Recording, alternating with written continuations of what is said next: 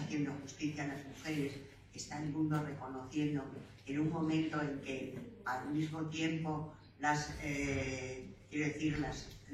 podríamos decir, los ataques a las mujeres cada vez continúan y continúan y continúan y realmente parece que no tiene fin, podríamos decir.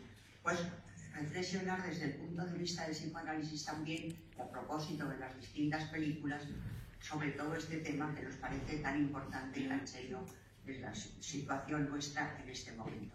No digo solamente de España, sino me parece que desde el mundo, me parece que en Estados Unidos o en Alemania o en Inglaterra o en donde sea, también la situación se plantea de la misma manera para las mujeres.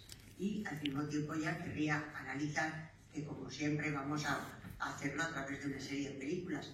Hoy es Malena quien nos va a hablar. Malena, aquí ya somos, como veis, siempre los mismos conferenciantes. Entonces hoy Malena Calvo, a través de la película Julieta, después de, como saben, siempre vimos otra película y después ya tenemos una especie de 10 minutos de descanso y Malena después comentará todo lo que sugiere la película a partir de todos los temas también que estamos tratando. Así que encantadas con vuestra presencia y, como siempre, continuamos. Saber que estamos, me parece que en el 20 ciclo de cine y psicoanálisis. O sea que es una barbaridad. Hasta ahora.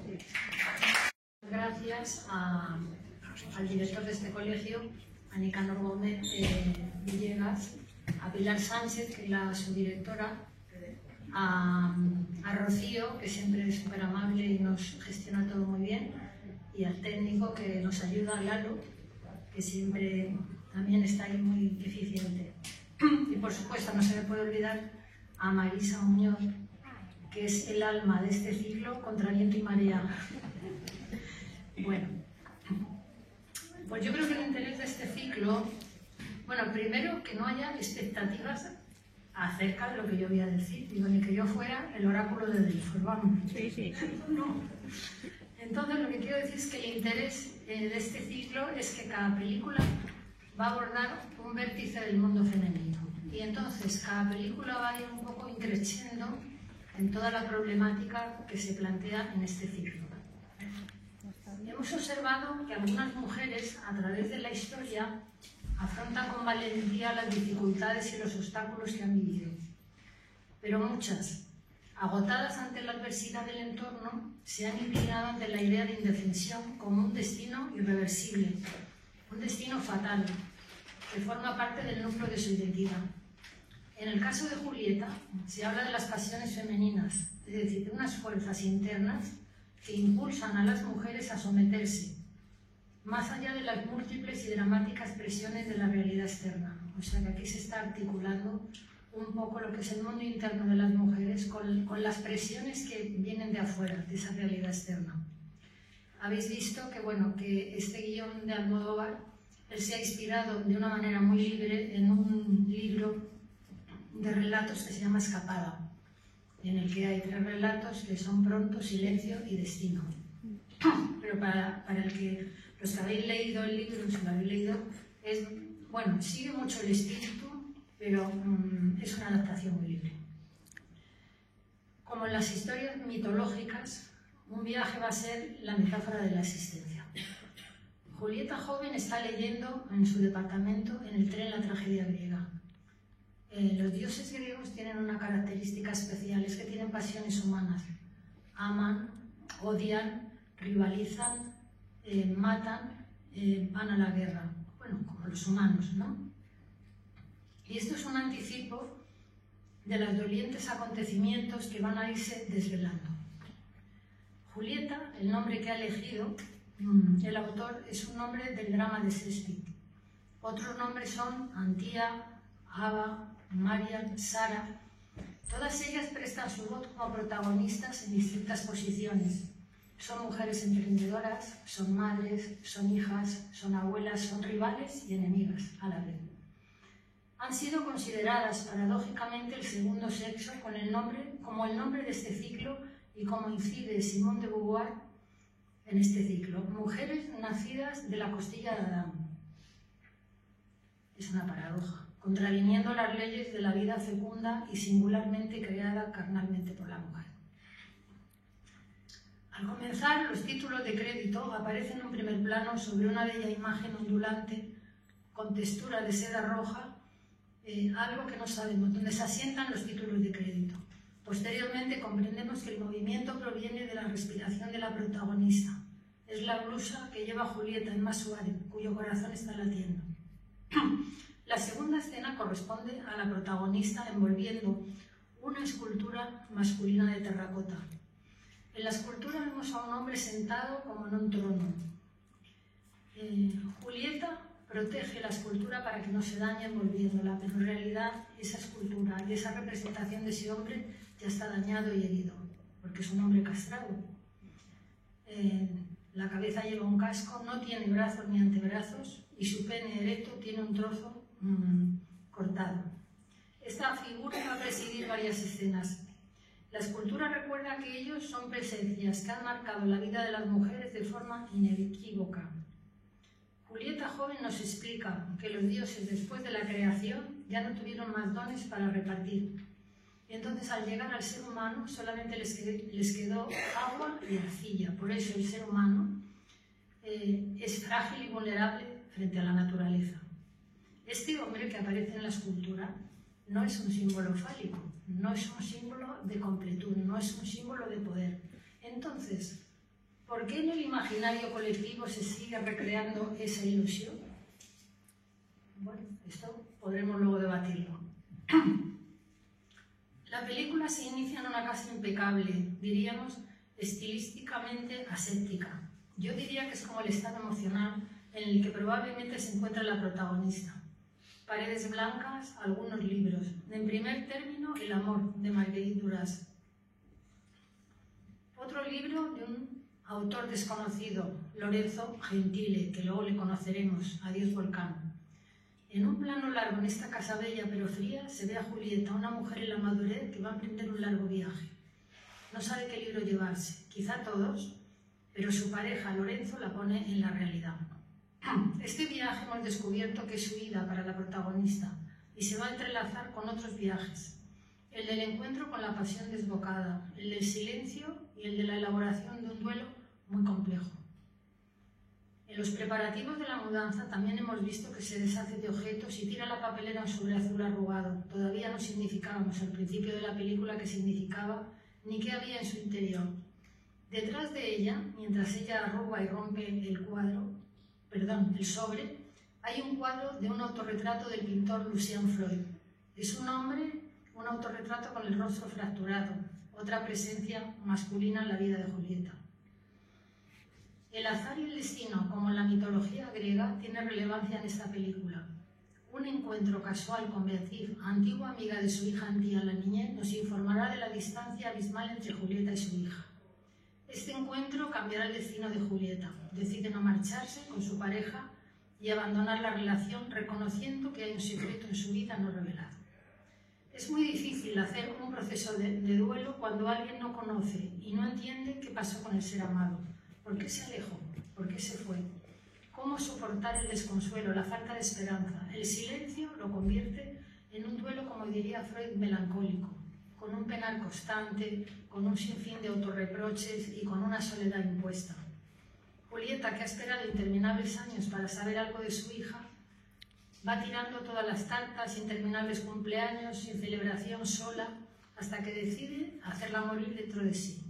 Pero la llama del amor materno se reaviva y su corazón late como en esa primera escena de seda roja que respira. Un nuevo encuentro con Beatriz impulsa a Julieta a retroceder para construir el pasado y resignificar los acontecimientos. Así que ella regresa al barrio, a la misma casa del pasado donde vivió después de la muerte de su pareja. Y Julieta dialogará consigo misma para comprender y para comprenderse y de construir la historia de su vida. Hay una escena que se ve como un traveling al fondo del pasillo, un pasillo muy largo, en el que entra la luz, una luz como de la luna unas veces, otras veces hay otras secuencias que es la luz que entra por el balcón del sol y allí escribe Julieta al fondo, en una mesa pequeñita, donde la luz inunda la escena. Y escribe a su hija, de la que no sabe nada desde hace 12 años. Son tantos años de silencio que es sobrecogedor. Y escribe Julieta para narrarle a Antía los acontecimientos y las verdades ocultas. Y esta carta diario, dirigida también a sí misma, es como un flashback que nos permite, como espectadores, a pesar de los enigmas, comprender algo del carácter predeterminado de este drama. Y la escultura totémica acompaña siempre a Julieta en sus traslados, hace de mediador, de bisagra temporal, y también le acompaña una escultura que es como una superficie, que es una flor así como de madera, que en realidad en griego Antía quiere decir flor, que se lleva de alguna forma a su hija por todas partes. Y el sobre azul ese que no sabíamos que contenía, ya hemos visto que son todas las fotos rotas de ella con su hija, que ha ido pegando, pero vemos cómo se nota el pegado, ha quedado una herida, lo mismo que ha quedado una herida en el alma de los personajes, heridas que bueno, que se puede sanar, pero queda ahí esa fractura, ¿no? Vamos a pasar a un capítulo que es el destino. A través de la voz en off de Julieta, ya madura, vemos, nos presenta, nos muestra a una Julieta de 25 años. Es una joven hermosa, vital, independiente y libre, una licenciada en Filología y Literatura Clásica, una entusiasmada profesora. Y además incido mucho en estas cualidades de Julieta, porque es una mujer de su tiempo, libre, emprendedora, con trabajo. Y por eso nos vamos a preguntar posteriormente por qué ella se mete en una relación que la aprisiona, ¿no? Julieta explica a sus alumnos las vicisitudes de los dioses de la Grecia antigua, del viaje de Ulises y su prisión de amor con la diosa Calipso que lo mantiene cautivo. Aquí empezaría formalmente la película, en esta segunda parte. Julieta joven viaja en tren.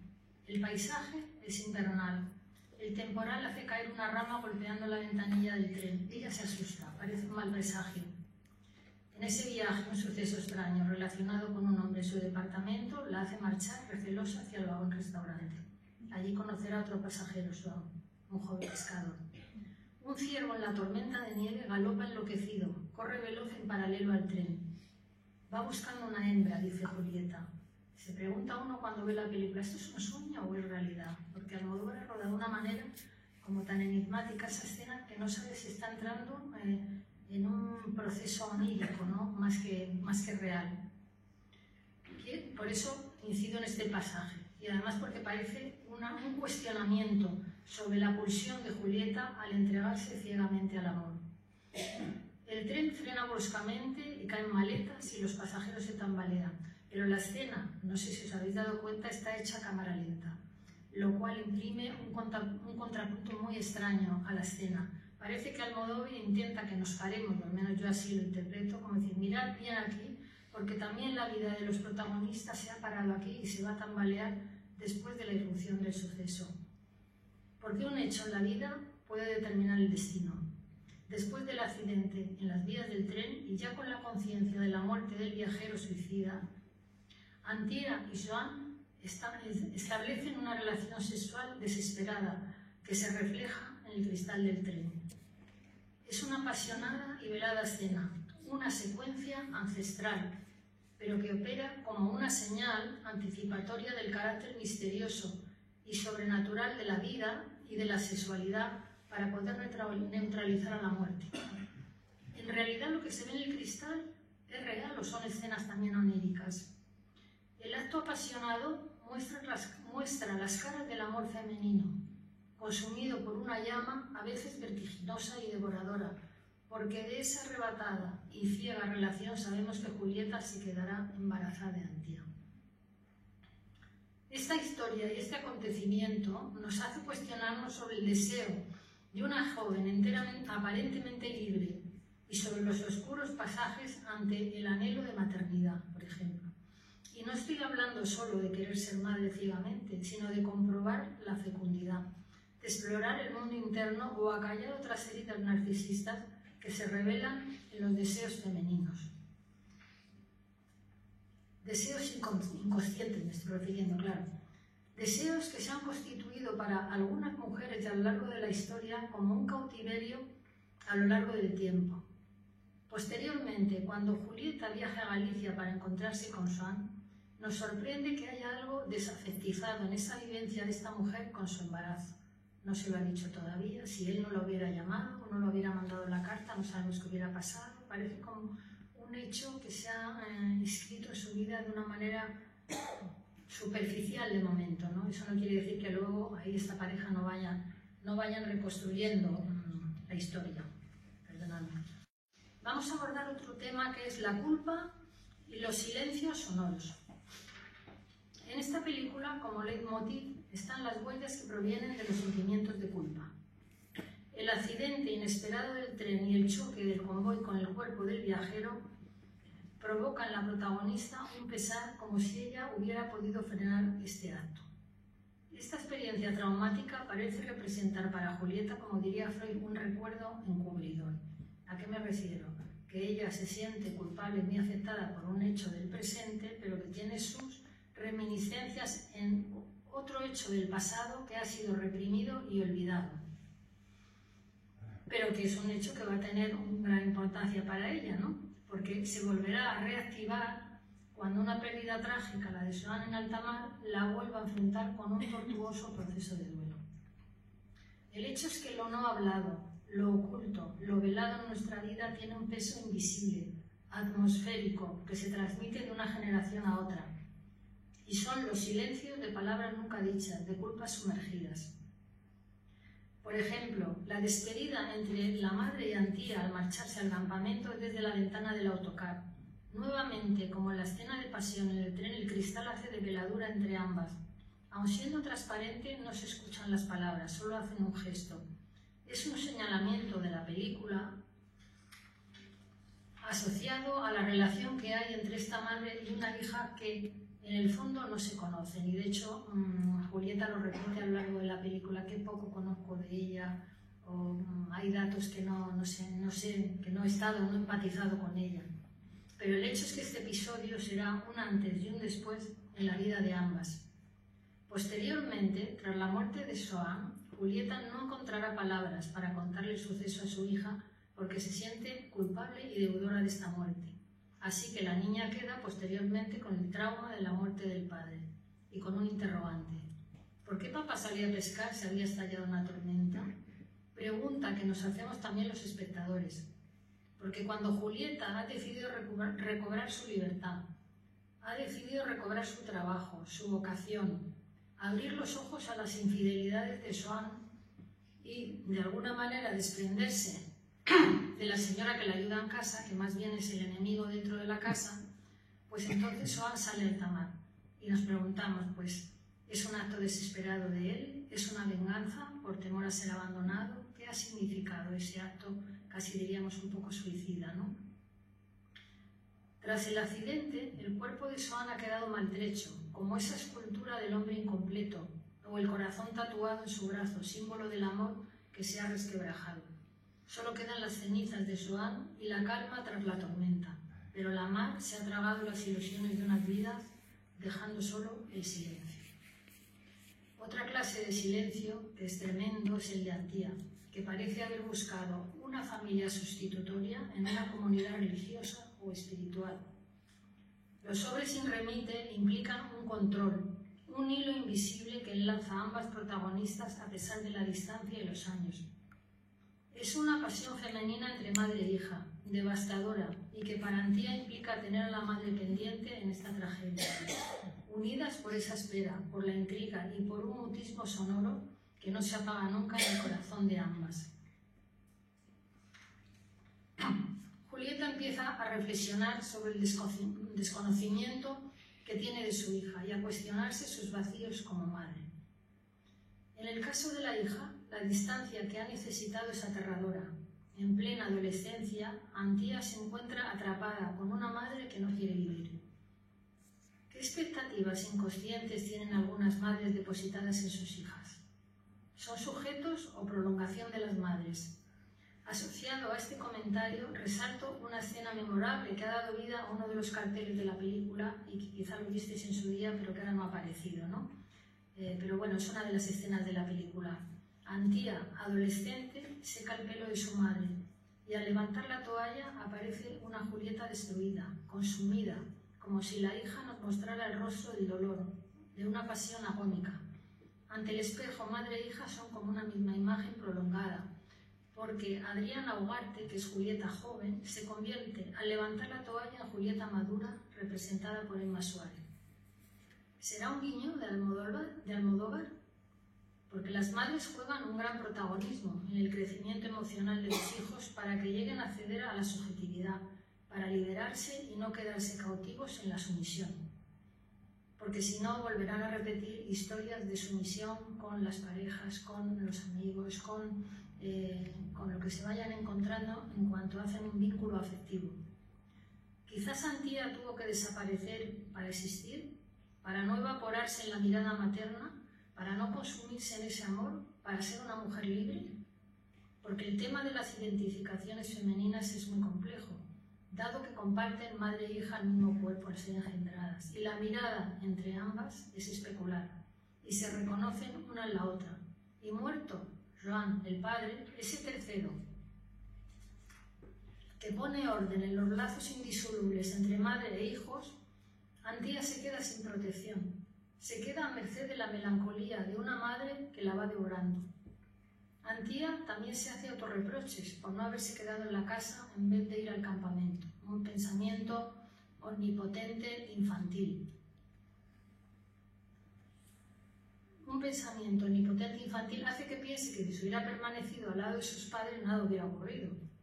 También aparecen sentimientos de culpa por su incipiente sexualidad adolescente confusa, que en la película queda esbozada con sus palabras. Cada cual tiene lo que se merece. Para Julieta, esta pérdida es arrancarse una parte de sí misma, representada en la hija. La vida de Julieta ha quedado sin contenido, sin orientación. A Julieta, esta tragedia la impulsa ciegamente a lanzarse a la vía en el accidente de tráfico, a querer morir de dolor, de sentimientos de culpa y de rabia. Su vida no tiene sentido, ahora es como una brújula rota. En esta dialéctica de padres e hijos, también Julieta estaba muy lejos emocionalmente de sus padres hasta el viaje para que conocieran a su hija cuando era niña. El encuentro de Julieta con su madre es conmovedor, sobre todo cuando la madre, después de una noche, reconoce a Julieta como hija y al despertar la mira con esa mirada tierna, como una madre cuando vela el sueño de su hijita. Pero también se expone en la película una dimensión en la que una mujer enferma está sometida e impotente a una situación humillante. Infidelidad por parte del marido. Tendremos que pensar que las propias mujeres son barreras represoras y ejercen el sadismo para otras, identificándose con ese agresor temido. Otras historias femeninas se muestran, como Ava, la escultora, que al final es un poco representante de la amistad y sublimadora de la maternidad. Y en este cortejo femenino nos encontramos con la figura envidiosa y enigmática, una figura amenazante de María, encarnada en Rosy de Palma. Yo soy la que lleva la casa, dice al entrar. Mujer intrigante y ambigua que deposita aspectos amenazantes y no revelados de la vida amorosa de Joan, e inocula detalles en la pequeña Antía, envenenando la relación entre madre e hija, y rivalizando por la maternidad y por Joan. Un personaje que recuerda al ama de llaves de la película de Rebeca de Hitchcock. Así que podemos observar que la mujer ha sido representada desde el origen y muy frecuentemente como un ser inquietante y peligroso ante las propias mujeres, dada su capacidad de dar la vida y otorgar la muerte si así lo desea. Melanie Klein, psicoanalista, habla en Envidia y gratitud de la ambivalencia de las mujeres hacia otras mujeres, como un derivado y un desplazamiento de la envidia de las niñas hacia las madres. Otra cuestión que nos podemos plantear es ¿por qué los hombres temen a las mujeres? En la mitología griega aparecían unas representantes femeninas, las lamias, del griego garganta. Eran devoradoras de niños y seductoras de hombres. Yo creo que la idea del misterio femenino, de su poder sobrecogedor, es una idea antropológica y romántica que probablemente ha contribuido a reprimir, controlar y aprisionar a la mujer en un cautiverio, a veces real y otras imaginario. El papel de los hombres es determinante en esta obra. Unas veces sostienen y son leales, como Lorenzo. Otras traicionan y llevan relaciones paralelas, justificando su actitud por la enfermedad de sus esposas. Pero también tienen una dimensión mítica emparentada con el mar, como Ulises atraído por el canto de las sirenas. El psicoanalista Sándor Ferenczi sostiene en su obra Thalassa que algunos detalles del simbolismo de los sueños sugieren la existencia de una analogía simbólica profunda entre el cuerpo materno y el océano. El simbolismo materno marino es muy arcaico, pues en realidad en el origen todos flotamos dentro de las madres. Swann se adentra en la mar en pleno temporal. Quizás su inconsciente le arrastra en busca de los oscuros brazos de la madre muerte, porque los marinos hablan en femenino de la mar. Volvemos a preguntarnos qué sombrías decisiones condujeron a Swann a entregarse a las devoradoras aguas. Finalmente, quiero comentar que Almodóvar se ha inclinado en esta película por las elipsis y por dejar escenas fuera de campo y que el espectador las supla con su interpretación. Yo también lo voy a hacer, como Almodóvar. Les dejo que piensen en todo lo que he dejado al margen, que es mucho. Antía desaparece, y también desaparece para nosotros, los espectadores. Solo se presentará al final de la película cuando una carta, esta vez con remite y una voz en off de Antía, exprese el sufrimiento inenarrable y aterrador de las madres cuando pierden a un hijo. Un destino inexorable hace que también muera un pequeño Swann de nombre con 9 años, ahogándose en las aguas. Los escritores y directores aman a sus personajes y a veces los conducen por caminos sufrientes y tortuosos, pero al final se conmueve. Almodóvar se ha apiadado de sus protagonistas. Ha decidido darles una oportunidad. Así que finaliza la película en contraste con el principio, en un largo plano, larguísimo, aéreo, en el que un coche con Julieta y Lorenzo viajan hacia un posible horizonte de esperanza, mientras suena la canción de Chavela Vargas, Si no te vas. Se ha perdido la señal GPS. Dice, si tú te vas, en ese mismo instante muero yo. Una referencia a las pasiones devastadoras que arrastran hacia la destrucción y aniquilan la libertad. El dolor por la muerte de Chavela Vargas atravesó esta película, con un pesar contenido reflejado en el título del libro ficticio que aparece al inicio de la película, Adiós Volcán. Título de la carta que escribió Almodóvar en el 2012 a Chavela como despedida en su muerte. Una mujer, otra mujer, sufriente pero apasionada, luchadora y libre hasta el final de su existencia. Bueno, pues aquí se acaba. Ahora viene lo peor. Ahora estaría bien que cada cual me pueda expresar lo que ha sentido en la película. Había muchos trozos que he dejado fuera, porque no es imposible contar todo. Hay muchos fragmentos, hay muchas preguntas, hay algunas certezas.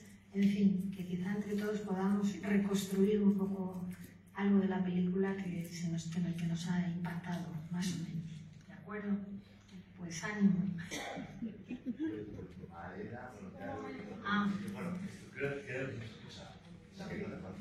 Bueno, a ver qué me preguntas, justo. Creo que tu charla ha sido infinitamente mejor que la película. Es más, ha sido tan generosa. Lo mejor que me da. ¿Se me escucha ahora? Sí. Ah. Bueno, pues nada, creo que con tu generosidad habitual, me acuerdo que te vi hace un tiempo también que hablabas de una película, La cinta blanca de Haneke, aquí en este mismo sitio, que esa sí me parece una gran película. Y también creo que te vi unos años antes hablando del cielo protector de Goure, bueno, la película de Bertucci. Yo creo que el problema de Almodóvar es que nos lo cuenta, no es cine. O sea, para mí el cine me lo tienen que contar las imágenes. Tú has citado a Rebeca y claro, ha sido súper generosa. Hitchcock y Almodóvar son la antítesis. Entonces, todo tu planteamiento es excelente, pero yo no he visto esa película que tú nos has contado.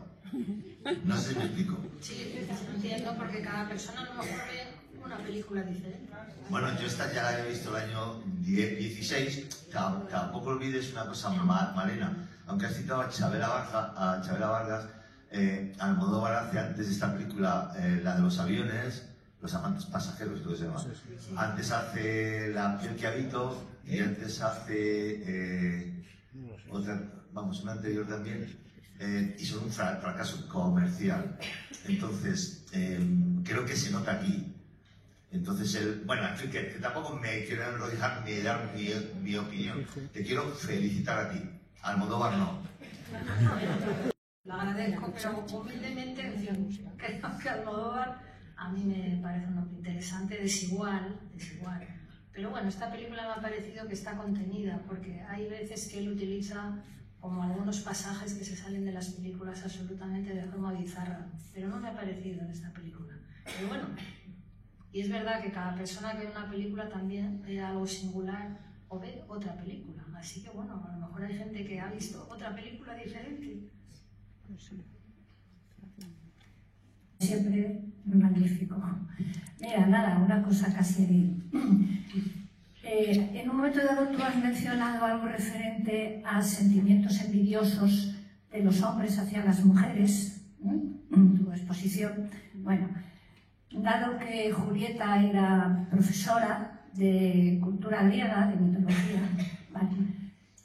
Añadir que cuando al sabio Tiresias, que sabemos todos que fue quien desveló a Edipo todo su drama personal, Tiresias, como sabemos, fue hombre y fue mujer. A lo largo de su vida tuvo esa particularidad.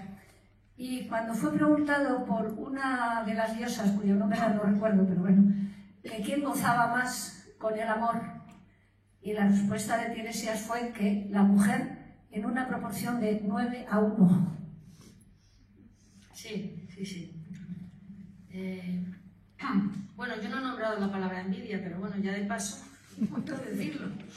He dicho de qué tienen miedo los hombres a las mujeres, planteado, ¿no? Y yo creo que es una pregunta importante, porque tal como Marisa ha planteado en el inicio, cuando a un ser humano se lo maltrata, se lo acorrala, se lo denigra, se lo aprisiona y se le hace cautivo, es porque es un ser muy peligroso. Entonces tenemos que pensar que la mujer, a pesar de todo y a lo largo de la historia, ha sido considerada como alguien peligroso, ¿no?, para el hombre. Que eso esté, diríamos, planteado desde el misterio de lo femenino, o que corporalmente la mujer pueda ser misteriosa para los niños, para los hombres, por mucho que se sepa biológicamente cómo funciona una mujer, pero bueno, siempre aparece como un elemento de algo que ocurre dentro de la mujer que no se ve, y eso yo creo que imprime un carácter especial a la mujer, a su cuerpo y a los observadores de ese cuerpo. Por otro lado, ¿por qué tienen miedo los hombres? No cabe duda que está la maternidad, que todos hemos sido engendrados y hemos formado carne y sangre del cuerpo de una mujer, y siempre hay un temor a veces de regresar al pasado, al útero, a la madre, a las actitudes del claustro materno, ¿no? Ese es un miedo ancestral que, por supuesto, no vivimos con él de manera consciente, pero está ahí, reprimido y olvidado, ¿no? Entonces, bueno, creo que además de todo lo que planteamos, de las mejoras sociales, de la educación, de todo lo que podamos plantear, hay algunos pasajes inconscientes muy importantes que hacen que la mujer pueda dar miedo y que incluso ella misma se ponga en situaciones de cautiverio. Y por eso recalqué que esta chica tan preciosa, tan inteligente, tan vital, entra en una relación ciega, apasionada y voraz, en una sexualidad que la condicionará la vida, porque deja su trabajo, porque se dedica a vivir con este hombre, porque él se supone, si nos ponemos prosaicos, que la mantiene, porque está además, diríamos, con esta mujer que es como la bruja de los cuentos de hadas, y ella se somete a esta situación. ¿Y por qué una mujer se somete a eso? Eso es la pregunta también importante que tenemos que plantear, ¿no? Y la que nos puede hacer pensar. Bueno, eso sería una variable. Malena, sí, muchas gracias porque aparte de lo bien que redactas, que da gusto, nos haces entrar otra vez en la película en sí. A mí me llamó la atención, como para pensarlo, la familia que tiene Julieta. Cómo realmente, es que ellos se quejan de que ella está ausente de esa familia. Solamente cuando tiene a la hija es cuando va allí, pero luego no admite que el padre pueda tener, bueno, es verdad. La madre también es una persona que está muy sufriente, como ella va a ser luego, Julieta. Yo digo como, no sé, como si hubiera ahí algo que ya le enraiza también a Julieta. Y luego y la relación madre e hijos también, porque realmente ella no deja de sufrir hasta que la hija ha sufrido tanto como para el sufrimiento que implica la pérdida de un hijo. Es cuando realmente la hija empieza a ser empática con ella, porque parece que, no sé, quizás la relación con el padre no le hace tener la suficiente empatía para tenerlo con la hija. Parece que también, aunque la quiere, pero... Y a mí me ha llamado la atención todo este tema de lo que son los vínculos, las relaciones que tienen anteriormente y qué es lo que aporta ella a su propia vida. Porque a mí me da mucha pena que al hombre del tren no le hable, o sea, que es así, porque dice, estoy solo, no sé qué. Bueno, pues a lo mejor dale 5 minutos de conversación, digo yo, por decir eso. Y en cambio va como loca al otro, ¿no? Y así, o sea que ella también es en cierta forma, es abandónica, ¿no? Pero realmente el encuentro se produce cuando hay una empatía ya por parte de la hija y se da cuenta cuánto ha debido sufrir su madre, ¿no? Sí, cuando tú hablas de la familia de origen, es curioso que las mujeres que aparecen, por ejemplo, la mujer de Joan, que no la hemos visto, es una mujer que está en coma. Sí. La madre de Julieta también es como un Alzheimer, ¿no? Sí. Yo me pregunto si es una metáfora de cierto tipo y perfil de mujer que se ha sometido a situaciones, diríamos, de cautiverio, por llamarlo así, políticamente, de sumisión, abducidas y que no han podido salir de esa situación. No estoy refiriéndome a lo concreto de la enfermedad, sino como algo simbólico del tipo de cautiverio que ha vivido la mujer a lo largo de los siglos. Y también he incidido mucho en lo de la maternidad, porque la maternidad puede ser un hecho trascendente y gozoso, pero puede ser una prisión también, ¿no? Y a lo largo de la historia hemos visto cómo ser madre se ha equivocado con ser mujer. Y ser madre se ha considerado que era como una especie de vocación o de dogma o de algo que culturalmente se heredaba de una generación a otra.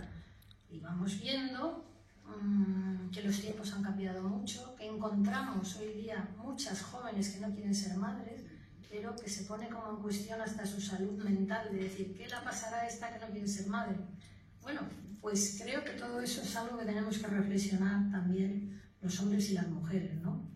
¿Qué se espera de la maternidad? De la maternidad se pueden esperar muchas cosas. Una realización personal o diríamos taponar una herida narcisista o un vacío o una utilización del hombre como medio para poder ser madre, pero que en realidad está al servicio de algo muy narcisista. Es decir, que también la película también habla de todo esto de las madres, de los hijos. Julieta tiene una relación con su hija en la que se va viendo que a pesar de un duelo terrorífico que tiene, porque claro que alguien se vaya durante 12 años y no diga nada, pero lo que he comentado es que quizá Julieta era una prolongación, no de su hija o su hija de ella, ¿no? Bueno, es una idea que yo he abordado en todo esto.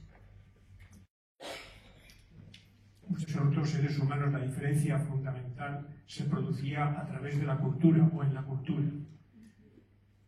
Desde ahí me permitiría yo señalar, si no será que estas relaciones de las que estamos hablando entre hombres y mujeres no vienen tremendamente atravesadas por una transversalidad, digamos, social, que es que vivimos en sociedades tremendamente jerárquicas, que han sido patriarcales durante muchísimo tiempo y que van marcando la vida en todas las esferas, también en la esfera, digamos, del género. Y en ese sentido, apuntar también que a lo mejor ha habido una época muy anterior a la época, digamos, de los últimos milenios, una época muy anterior que se recoge precisamente lo que plantean las personas que han estudiado la vida de los seres humanos en la época tribal, cuando todavía no estaban asentados, etcétera, donde lo que prevalecía en las tribus y entre las tribus era la cooperación y no la dominación. Esto ha sido objeto de importantes estudios y parece que eso es lo que prevalecía en aquella época. No que no hubiera momentos de violencia, sino que lo que prevalecía era la cooperación. Y ahora precisamente lo que prevalece son relaciones de dominación. O sea, es un apunte a ese nivel de la cultura. Ya, sí, me parece muy interesante. No, pensaba que cuando Freud escribe, por ejemplo, escritos tales en los que se fundamenta la antropología, por ejemplo, como Tótem y Tabú, ahí es donde se ve, es que a mí me interesa eso, es donde se ve el inconsciente puro. Es decir, nosotros somos una sociedad aquí en Occidente más evolucionada y nuestro inconsciente está más reprimido, más atemperado, más integrado en la cultura. Pero si realmente vamos a las fantasías inconscientes que encontramos en la clínica y que encontramos más allá de eso, tratamos de entender por qué en sociedades tan evolucionadas se siguen maltratando a las mujeres, se las sigue, por ejemplo, poniendo en situaciones de humillación, de violaciones en manada, de denigraciones. Es decir, yo creo que eso es un punto muy importante a nivel del inconsciente de cada individuo. ¿Por qué? Hay que, diríamos, atar corto a la mujer. Y eso se ve muy claro en ciertas sociedades, no las que tú estás planteando, que bueno, que me parece una maravilla que haya cooperación, sino en aquellas que la mujer era sumamente peligrosa y por tanto se la tenía que tener atada. Como yo que sé, te diría los rituales de paso de la infancia a la pubertad, o la mujer cebra con el cuello lleno de anillos, o la ablación de clítoris, y todo, ahí está el inconsciente puro, ¿no? Puro de que hay que, diríamos, ponerle grilletes a la mujer porque es peligrosa.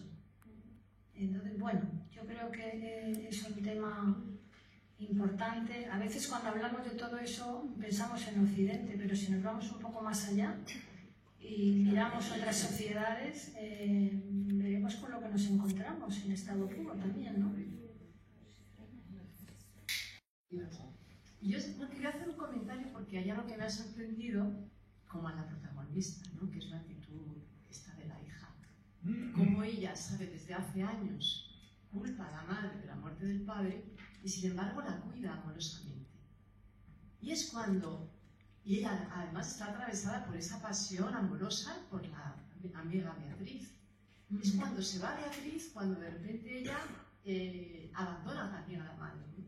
Entonces, ¿qué significa Beatriz en su vida? ¿La está sosteniendo de algo? ¿No? ¿Tú cómo lo ves?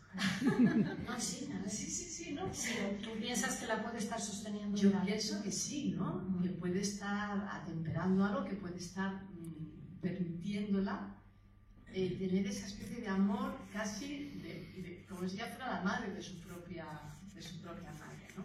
Sí. Y es cuando, yo no sé si es la devastación de ser ella abandonada la que le hace dar el paso. No sé, ya por comentarlo, porque me ha hecho pensar y seguramente que tú... No, estaba pensando lo que comentas. Yo creo que hay cierto, por llamarlo, desplazamientos de afecto a veces a otras figuras que no son las de la madre, como una manera de poder poner un poco de aire fresco en esa relación con las madres. A mí me parece que esta niña y establece una relación, da la impresión que la hace sentir culpable, medio amorosa, ¿no? Con la amiga, ¿no? Porque decía que se avergonzaba, quizá bueno, había hecho una exploración sexual en esa edad de la adolescencia, estaba buscando su identidad, su orientación, pero bueno, yo te diría que a mí me parece que en la adolescencia muchas veces se busca un desplazamiento. Digamos que es menos agobiante poder establecer una relación con una amiga en estas condiciones que quedarse pegada a la madre, ¿no? Y entonces hace falta un mediador en esa edad, ¿no? Porque es una niña esta que es verdad, ha tenido como que se la ve jugando al baloncesto como si hubiera algo un poco maníaco, ¿no? Después de la muerte del padre, se la ve jugando al baloncesto, se la ve muy contenta con la amiguita, se la ve que en algo un poco impostado, ¿no? De cuidar a su madre como si fuera una adulta. Y claro, llega un momento que como no lo es, tiene que intentar buscar su camino, ¿no? Pero fijaros que se va a una comunidad religiosa en la que es una familia sustitutoria de la suya, porque las comunidades religiosas en ese extremo fanático, en el que, bueno, lo menciona la película, no deja de ser una representación de la propia familia, pero alejada. O sea, cuanto más alejada, mejor. Pero en el fondo, como los alejamientos tienen mucho que ver con el mundo interno y externo, pues internamente sigue ligada a su madre. Y la manda carta ese siglo invisible, ¿no? Que las une a las dos de manera un poco sufriente y casi sádica, ¿no? Pero, bueno, ella ha buscado un camino así como ha podido. No, es porque vuelvo un poco a lo que he dicho antes, a propósito de que tú has mencionado miedo, si yo hablé de envidia, miedo, y ahora planteabas el porqué de esa necesidad de someter a la mujer, ¿no? Bueno, a ver, por ejemplo, una mujer jamás puede dudar de si su hijo es suyo o no es suyo. Un hombre puede pasarse la vida entera con ese interrogante. Y un hombre, de alguna manera, depende de la palabra de una mujer que le dice, este es tu hijo. Y tiene que confiar en que eso es así. No estoy pensando en los casos puntuales en donde naturalmente uno sabe que ese es su hijo y tal. Quiero decir, lo digo así, a nivel incluso inconsciente, ¿no? Sí. Es la palabra de una mujer la que a un hombre le da la seguridad de que ese hijo es suyo. A mí me parece que esto no es ajeno a determinadas coordenadas en el mundo, en coordenadas culturales, donde hay ese ensañamiento contra la mujer. Bueno, no tenemos más que pensar. Ahora mismo en Afganistán ya ni siquiera la voz de la mujer se puede escuchar, ¿no? Ya saben. Entonces, ¿qué hay ahí que produce esa agresividad y ese ensañamiento? Bueno, es verdad, la mujer es transmisora de vida, el hombre también, que duda cabe. Ahora, convenimos en que la participación de la mujer en la transmisión de vida pues es bastante más, ¿cómo decirlo?, más que la del hombre, ¿no? Disculpa, ya que esto puede... Esto tiene mucho que ver, planteabas también antes, Marina, a nivel de inconsciente puro, ¿no? Pues creo que podemos reflexionar sobre esto, porque creo que sí, que a nivel inconsciente algo pasa, ¿no? Y ahora sí lo voy a decir, en algunas sociedades odian a las mujeres, directamente las odian y las matan, y por cosas tan estúpidas como que si el velo está puesto así o está puesto asá. Y ahí lo digo, hay un odio a la mujer. ¿Por qué? Porque efectivamente necesitan el útero de las mujeres para poder seguir reproduciéndose. Bueno. Está hecho por un hombre. Y yo todavía defiendo, para eso he estudiado, y lo he estudiado en literatura de mujeres, por ejemplo, aquí al lado de la Complutense, donde la forma de escribir a lo mejor de hombres y mujeres es distinta. Entonces, a mí lo que me interesa, y creo que se lo ha dicho Santiago, que está ahí, mi arquitecto que viene a mi tertulia también, lo que me interesa es la cabeza de Almodóvar. Es decir, cómo, aunque lo haya explicado mal en esta película, porque creo que tiene algunas buenas películas, creo que te lo he dicho antes, Hable con ella me parece su obra maestra. y también habla de mujeres, y también habla de hombres. Hemos elegido esto. Que lo interesante es cómo un hombre como Almodóvar, sea gay o no, que es una cosa que no me interesa, es capaz de hilvanar todas estas ideas. Ya está. Y que desde luego, solamente quería decir aquí, ya que hay muchas más mujeres que hombres, que muchos hombres, entre los cuales yo me incluyo, y mis alumnos supongo, que por eso han sido alumnos míos durante 30 y tantos años, no tenemos ningún problema psicológico con las mujeres. Muy bien antes. Creo que es la cultura lo que nos hace distintos, más que el hecho de que yo pueda tener un hijo o no. El cuerpo también nos hace diferentes. Hombre, por supuesto. Yo reivindico el cuerpo. En el cuerpo está también. el cerebro.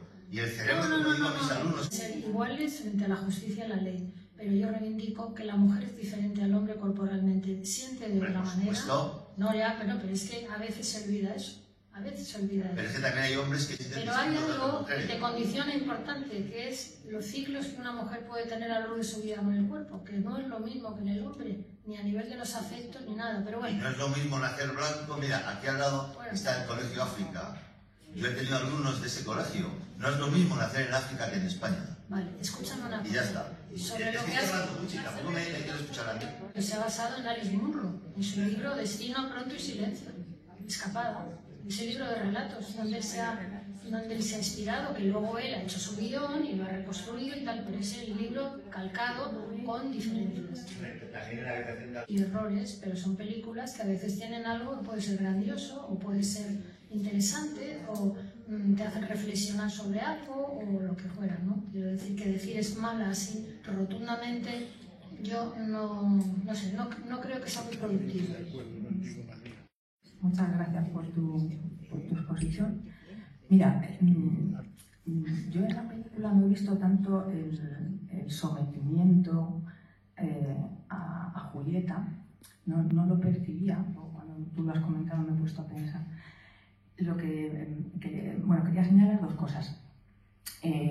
Por un lado, que está presente el mundo de Almodóvar, Almodóvar no puede evitarse Almodóvar en sus películas ni debe, ¿no? Es siempre lo que es su mundo. Y esta película, curiosamente, presenta relaciones heterosexuales, muy poco corriente en las películas de Almodóvar. Pero las mujeres de Almodóvar son siempre mujeres muy potentes, son potencias de lo real, diría yo. Y también se presentan aquí. O sea, los hombres aparecen, en cierto modo, al padre se le culpa un poco de esa actitud que tiene con la madre o que no pueda prescindir de tener sexo, igual que parece también con Swan, ¿no? Que no puede prescindir de tener sexo. Tienen un poco esa crítica, pero no son ni para mí, en absoluto, potentes como son los personajes femeninos. Y yo me pregunté una cosa cuando Swan se hace el tatuaje, que es justo antes de que va a ocurrir toda la tragedia. Swan se hace el tatuaje y pone J.A. Y yo decía que no me acordaba de qué significaba J.A. O sea, estuve pensando quiénes son y pensé Juan y Ana, que era su anterior esposa. Aunque él es Juan en gallego, pero en castellano sería Juan. Yo pensé Juan y Ana. Y inmediatamente se produce la tragedia de que él se va al mar. A mí me da la sensación de que también el ama de llaves, como tú dices, que es como la de Rebeca, pero la de Rebeca sostenía el fantasma de su ama, de Rebeca. Sin embargo, esta lo que hace es como una madre. A mí se me figura como la típica madre que no deja que el hijo pueda cortar con el Edipo y que está siempre ahí vigilándolo, y tiene una mujer con la que se acuesta, que es simplemente una suplente, pero la que tiene el poder es la madre. Cuando echan a la criada, cuando la despiden, Swan se hace ese tatuaje, inmediatamente aparece la tragedia, se va al mar y muere. Entonces me parece que es una regresión total de esto es lo que a mí me parece. Perdón, no te he oído eso. Una regresión de Swan por este corte que hace con la madre y regresa a la anterior mujer y se apega a la muerte, a la esposa muerta. Al mar. La Talasa. Sí, exactamente. Claro, sobre lo que dices de los hombres, yo creo que Almodóvar hace una reflexión que es un poquito ambigua, porque en realidad la escultura es una escultura de arcilla y agua, pero en realidad es de bronce. Es de bronce y luego está recubierta de arcilla. O sea que esa fragilidad de ese hombre representado en la escultura es engañosa. Es como una mano de hierro en guante, algo así, ¿no? Es decir, como dice, mira, este hombre está castrado, en realidad no es el símbolo de un falo de poder ni de la completud, pero el hecho es que es de bronce y luego tiene por encima una pátina de arcilla. Entonces, ¿eso cómo lo podemos leer? No sé, es un poco ambiguo, ¿no? Hola, estoy aquí, Malena. Sí. Pues justo hemos tenido un hilo conductor porque a mí el símbolo con el que empieza la película creo que refleja un contenido de Almodóvar en casi todas las películas, que tiene que ver con esta posición de la mujer frente al hombre, que es, a mí cuando vi la primera imagen me parecía un corazón palpitante con pliegues que inducían a algo sexual también, o sea, una condensación entre un palpitar frente a esa figura que tú dices, que es verdad que la concepción de Almodóvar sobre el hombre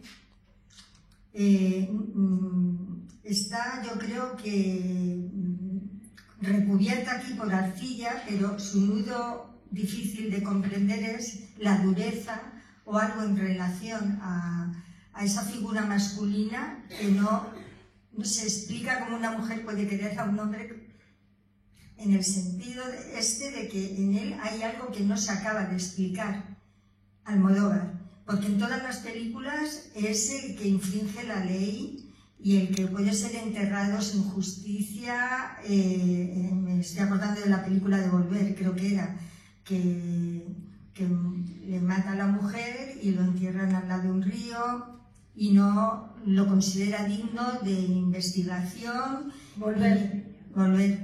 Ni hacer nada que pudiera salvar algo, la importancia de su presencia. O sea, porque yo creo que lo ve con una dureza, como algo que él no puede... O sea, ¿qué le gusta a una mujer de un hombre que tiene esa parte de dureza que él, yo creo que no ha elaborado? Que ahí hay una disociación que yo creo que es que parece complicado, pero todas las figuras de los hombres que yo he visto reflejadas con una mala relación para comprender que le gusta a una mujer de un hombre, puesto que está frente a esta figura de castración, ¿no? ¿Cómo se puede querer a alguien también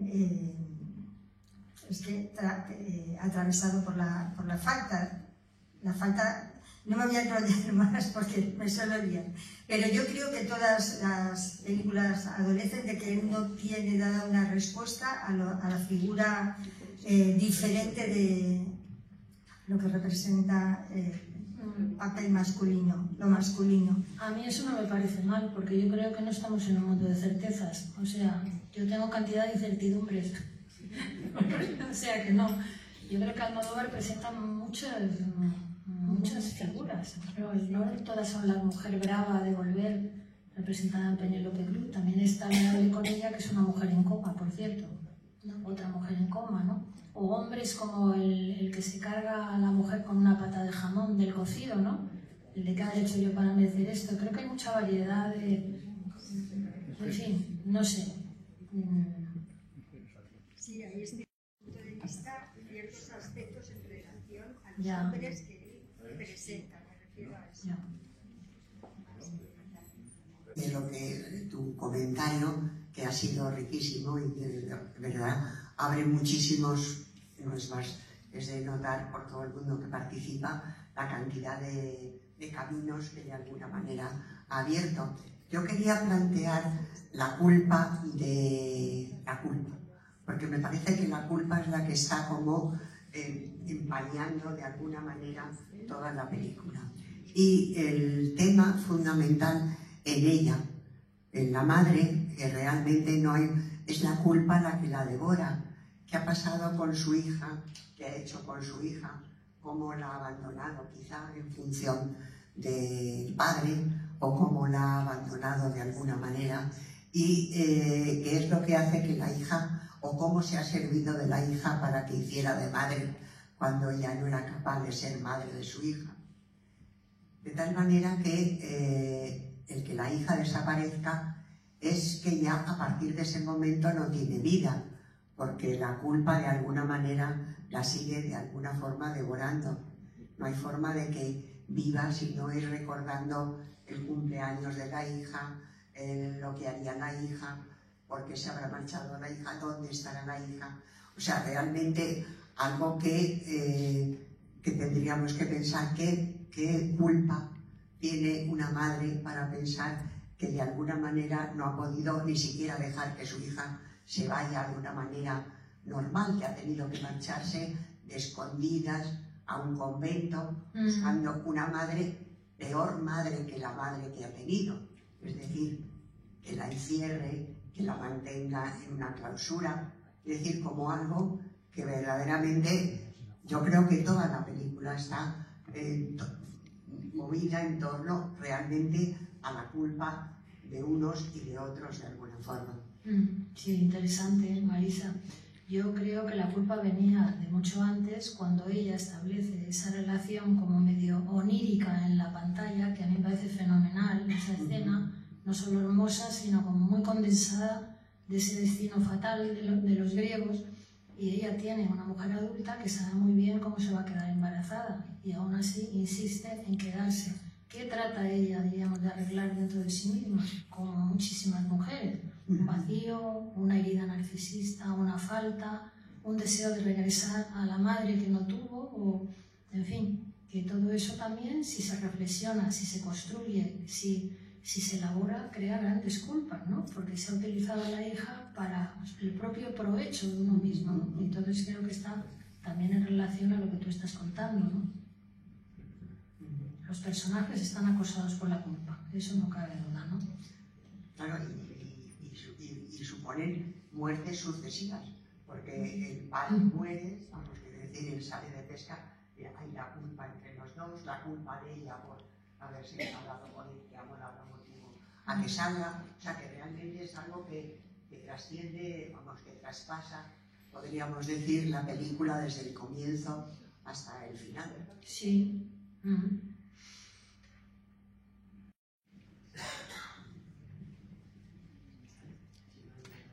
Hay muchas cosas en la película que a veces parecen como que están ahí por casualidad. A Almodóvar le gusta mucho utilizar el color, utilizar cuadros.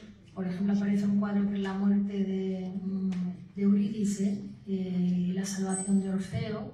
Es un cuadro de un autor que se llama Erasmus Quellinus. Hay otro cuadro que ya he mencionado de Lucian Freud. Hay el baño de Venus. Y hay un cuadro cuando Julieta le dice a su hija la desgracia que ha tenido, que es de Richard Serra, que es un cuadro enorme, que os acordaréis porque es un cuadro blanco con unos jirones en negro y están ellas dos ahí. Bueno, todo eso que parece que es un adorno, o los libros que él utiliza, como lo de Adiós Volcán, de Marguerite Duras, no están ahí por casualidad. Es decir, es una técnica narrativa al servicio de hablar del dolor, de hablar de lo que se está, diríamos, tratando de elaborar. Como en los coros griegos, había unos coros que estaban detrás y lo que hacían era asentar la escena que se estaba representando. O sea, que no es, diríamos, una cosa frívola por parte de Almodóvar. Tiene que ver con algo de la narrativa. Quería comentar eso.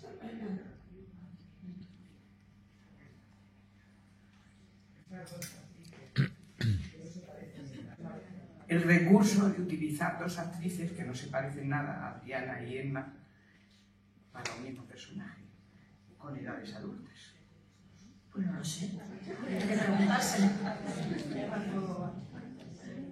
La película y el análisis que vamos reconstruyendo entre todos tiene mucho que ver con los pasajes oscuros de la mujer, que la hacen también aprisionarse y ponerse en un cautiverio. Y además atravesado por una serie, diríamos, de premisas culturales que la tienen todavía muy cautiva. Y bueno, sobre lo que estamos hablando, no pensemos en Occidente. Es que de verdad cuando hablamos a veces de filosofía, de pensamiento, de tal, pensamos que el mundo gira alrededor por aquí. No, no, no. Estamos viendo una película que ha traído el director iraní, Muhammad, no me acuerdo el nombre, bueno, que la ha sacado al Festival de Cannes. Él la ha podido sacar, la semilla de la higuera maldita, y el resto del equipo ha entrado en la cárcel. O sea, quiero decir que, claro, la denuncia de esta película es cómo vive la mujer en otros países, pero eso no quiere decir que nos pongamos a decir que los hombres son malos, nosotros buenas, no sé qué. No, tenemos que vivir todos y navegar en la misma barca, pero no cabe duda que hay cosas que debemos reflexionar todos, incluso por parte de la mujer. Y por eso he incidido en que Rosy de Palma a mí me parece una mujer que es enemiga de las mujeres, es la madrastra del cuento, vamos. Entonces, las mujeres a veces son agresoras y se identifican con el agresor. Es así, y cuando vayamos presentando más películas, la que presenta Marisa Muñoz, de la directora de orquesta, veremos qué tipo de madre es. Y cuando veamos otras, veremos que hay madres que son tremendamente represoras y que tratan de que una hija no sea libre y no aprenda a llegar a ser un sujeto en esta vida. Entonces, eso también es importante.